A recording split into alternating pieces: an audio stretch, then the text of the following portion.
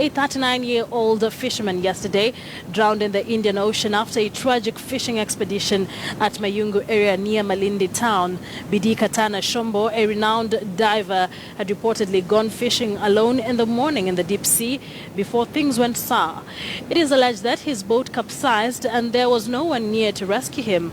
Witnesses said Shombo's canoe was spotted with fish and fishing gear together with his shoes near the shores of the ocean. Sensing danger, they alerted other fishermen and locals who went and pulled their canoe to the shores, after which search efforts began. Alex Kazungu, a fisherman and brother-in-law to the deceased, said the body was found near the Kenya Navy base.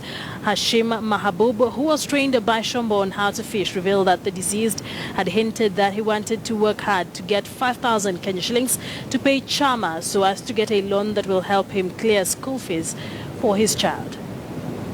Kile kidau kilikuwa kimezama. Nimemzamisha yule jamaa pia. Sasa ikabidi tukamsaidia yule jamaa, tukakipandisha kile kidau. Niliporudi huko sasa ikabidi ndio nikapigwa simu nikaambiwa basi huku ameokotwa huko. Lakini kula amekula asubuhi, lunch hakula, sapa jana usiku hakula, mpaka breakfast asubuhi hakupata. Amepesa chakula jana mchana. Kanambia nasikia njaa sana mimi. Kile chambo tena naokota lakini hakioni vizuri. Mpaka mimi namokotea chambo asema chambo hicho tunakitoa wapi? Kuna chambo kingine kinatoka kondo cha green. Yeye hakioni.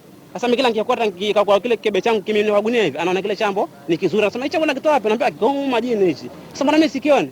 Sasa mimi sikuelewa kindani kama kuna ana matatizo gani.